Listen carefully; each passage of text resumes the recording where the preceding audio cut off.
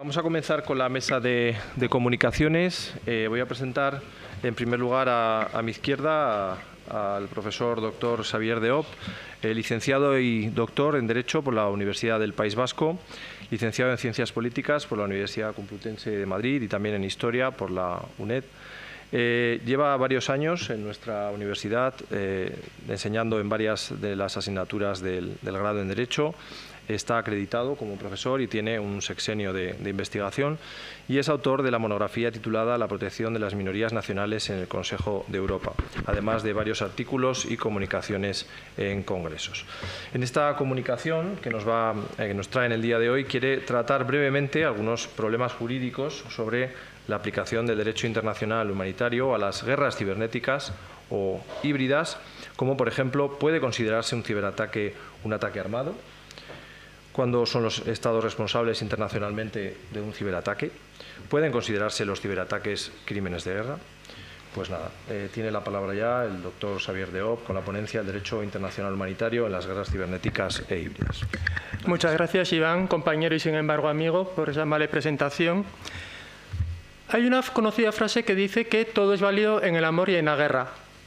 Bueno, a mis alumnos de Derecho Internacional les digo que si alguien les dice esa frase, pueden responder con otra pregunta, diciendo, si es así, ¿por qué se creó tras la Segunda Guerra Mundial el Tribunal de Nuremberg, por ejemplo? Hoy en día podría hablarse también del Estatuto de la Corte Penal Internacional. Entonces, la cuestión es, ¿puede aplicarse el derecho humanitario, que es el derecho que se aplica en la guerra, a una guerra cibernética, a un ataque armado? ¿O a una guerra híbrida en la que se combina pues, un ataque, combates convencionales con ciberataques?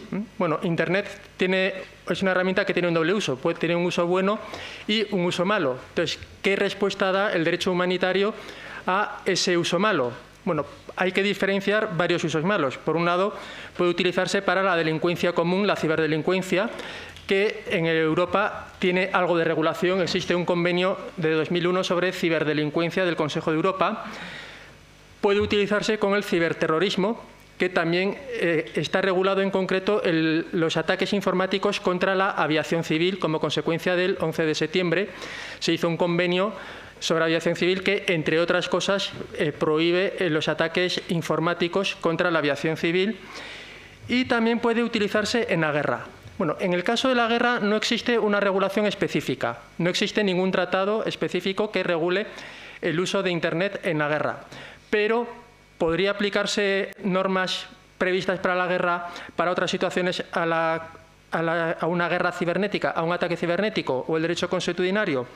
La respuesta es que sí, que indudablemente, pero ya digo que no está escrito. Existe un manual conocido como el Manual de Tallinn sobre el derecho internacional aplicable a las ciberguerras, pero no es un tratado internacional, es un documento hecho por expertos que está muy bien hecho, pero podría ser opinable, en mi opinión. Yo no tengo ningún pero que hacer. ¿Qué podríamos hacer? Se puede un ataque, entonces, en el derecho internacional, el ataque armado pero un ciberataque armado porque no es lo mismo ataque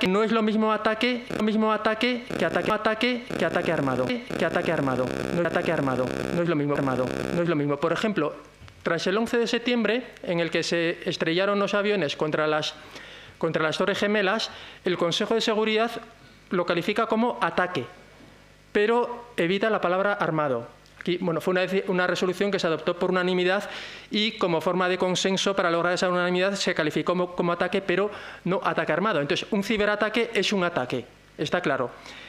Y eso no quiere decir, y eso es ilegal, pero ¿puede considerarse un ataque armado?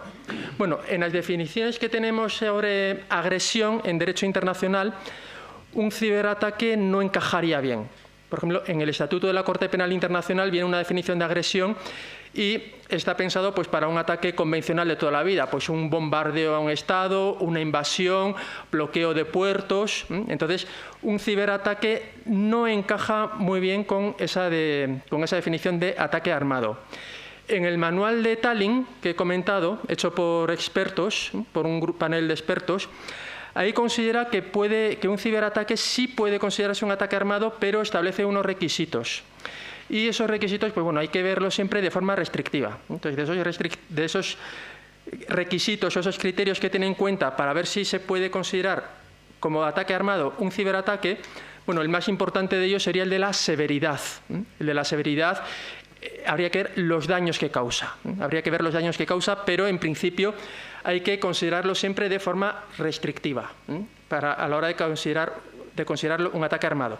Que eso no quiere decir que sea legal. Puede no ser un ataque armado, pero sí se puede considerar que es un delito perseguible con el Código Penal o que es un acto de ciberterrorismo. Entonces, ha habido algunos ataques armados, algunos ciberataques pues bastante sonados en una mini guerra entre Rusia y Georgia contra Estonia, que fue lo que motivó el manual de Tallinn precisamente en la capital de Estonia, que fueron ataques armados, que fueron ataques cibernéticos, fueron ilegales, pero es bastante dudoso, sería exagerado considerarlos como un ataque armado. Entonces, a falta de regulación y de esos criterios restrictivos, bueno, quien tendría la última palabra para calificar un ciberataque como un ataque armado sería el Consejo de Seguridad de la ONU. ¿Qué ocurre en una guerra híbrida en la que se utiliza, junto al armamento convencional, se utiliza la informática también como arma de guerra, que es algo que está ocurriendo también en la guerra entre Rusia y Ucrania? ¿Es Internet o la informática un arma de guerra prohibida?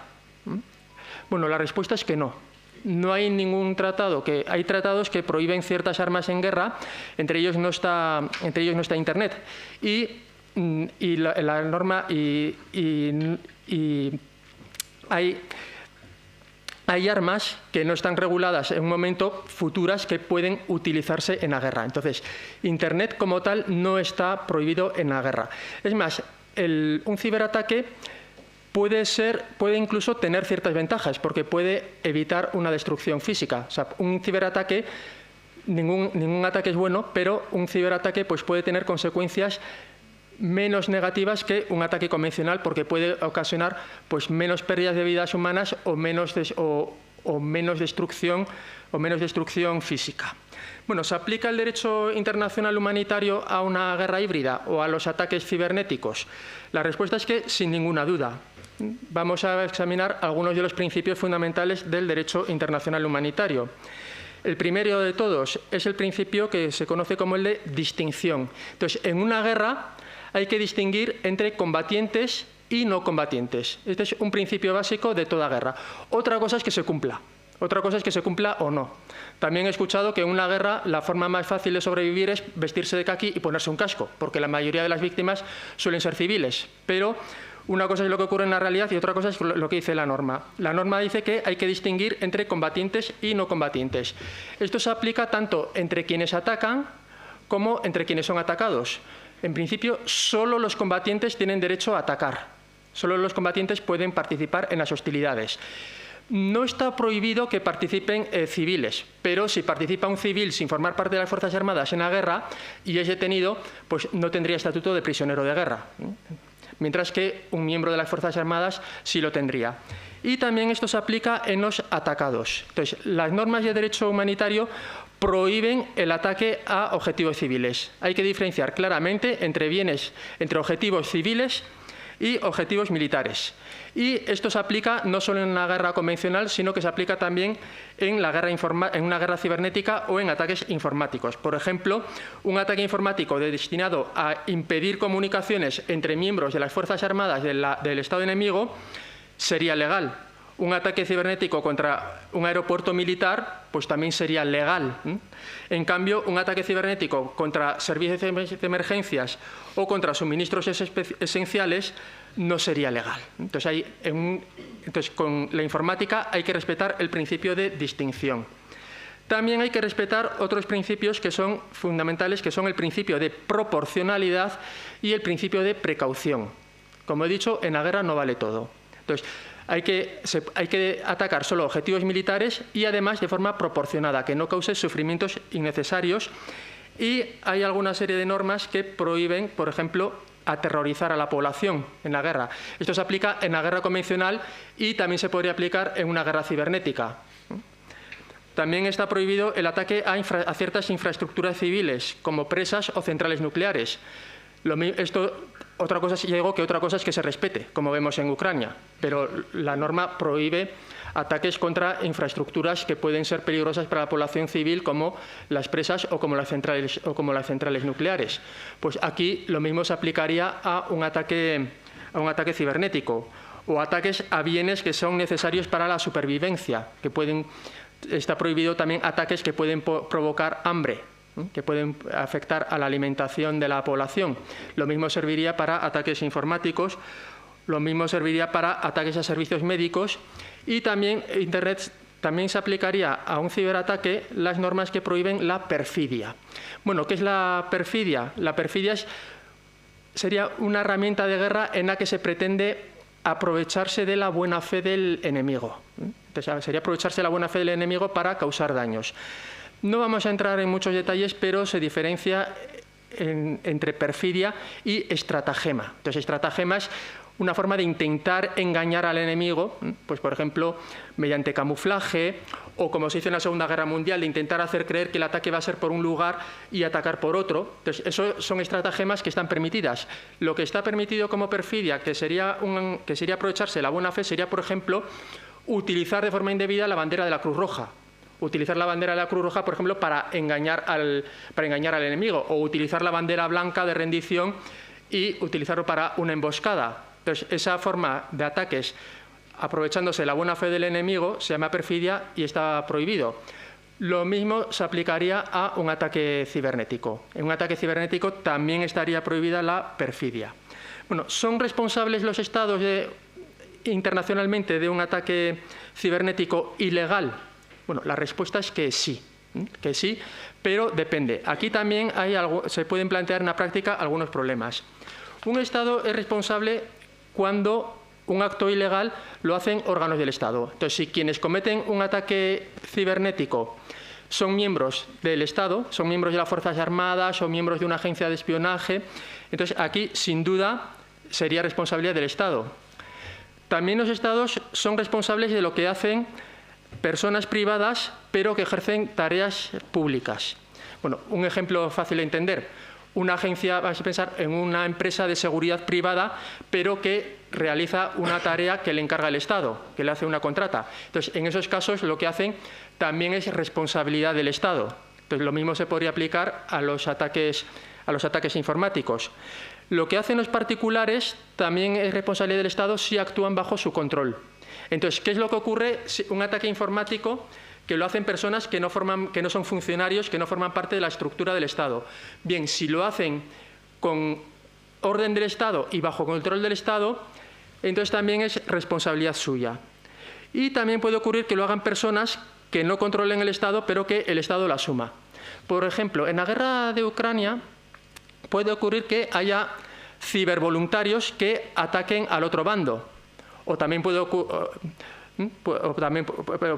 que haya personas como Anonymous, por ejemplo, que quieran atacar a un Estado. Entonces, aquí en principio no están bajo control del Estado, pero si el Estado les apadrina y hace suyo el comportamiento de esos grupos, entonces aquí también sería un acto que sería responsabilidad del Estado. Y para terminar, pues voy a comentar qué respuestas podría hacerse ante un ciberataque. En primer lugar, nos podemos plantear, ¿se puede utilizar la legítima defensa ante un ciberataque? Bueno, la respuesta es que sí. La respuesta es que sí se podría aplicar la ciberdefensa teniendo en cuenta los requisitos que establece el derecho internacional. La legítima defensa tiene que ser necesaria, inmediata. Si no es inmediata al ataque, entonces ya no sería una legítima defensa, sino sería una represalia, y una represalia está prohibida. Y también tiene que ser una respuesta proporcional. Entonces, en principio, ante un ciberataque, lo más proporcional sería responder con herramientas informáticas y que el objetivo sería repeler el ataque informático. Entonces, la legítima defensa es para volver al statu quo, no permite contraatacar ni permite una represalia. Una pregunta que se puede hacer. Es una pregunta difícil. Este es un tema que daría para mucho y que plantea y que se pueden responder algunas preguntas, pero hay otras que no se pueden responder. Bueno, podría responderse en caso de un ciberataque, imaginemos un ciberataque que sea de extraordinaria magnitud, que se podría considerar ataque armado porque tiene efectos devastadores. ¿Podría repelerse con legítima defensa mediante un ataque convencional? Diría, por ejemplo, dirigido a un ataque convencional contra el lugar desde el que se produce el ataque. Ahí dejo la pregunta. Es difícil responder. Algunos autores, pues, por ejemplo, Antonio Remiro Brotons, pues, consideran que sí lo es. Y también podría responderse quizás con contramedidas. Contramedidas, un ataque ilegal como respuesta a otro ataque ilegal. Entonces, ante un ataque informático que no constituya un ataque armado, pues podría ser lícito una contramedida y responder con otro ataque informático. Como digo, es un asunto novedoso, no hay ninguna regulación internacional expresa, se pueden aplicar normas pensadas para otro supuesto a este supuesto, pero hay algunas áreas grises que no tienen de momento respuesta y que quizás necesitarían una regulación. Bien, creo que han pasado ya los 15 minutos, entonces voy a acabar ya. Muy bien. Pues muchas gracias, profesor Dr. Xavier de Hoop.